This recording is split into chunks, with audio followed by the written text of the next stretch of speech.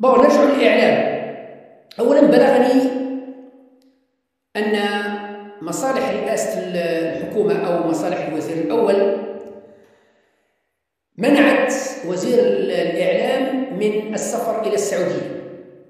يقال أنه فيه مش عارف أنها ملتقى ولا مش ملتقى، وإلى مهرجان السمعي البصري ولا ملتقى السمعي البصري. بصراحة ما عنديش معلومة بالضبط ما هي، لأنه وصلني الخبر مثل ما وصلني مثل ما نشرته. بكل صراحة لا أعرف ما هو سبب أو ما هي أسباب زيارة أو برنامج وزير الاتصال محمد بن زيان في السعودية، لكن المؤكد أنه مصالح الوزير الأول أبلغت الوزير عن إلغاء الرحلة. كان رايح رفقة مدير الاتصال في الوزارة وعدد من إطارات الوزارة، ومع مدير عام التلفزيون، مدير عام الإذاعة الوطنية، ومدير عام وكالة أنباء الجزائرية. كانوا رايحين معاه مدراء المؤسسات الإعلامية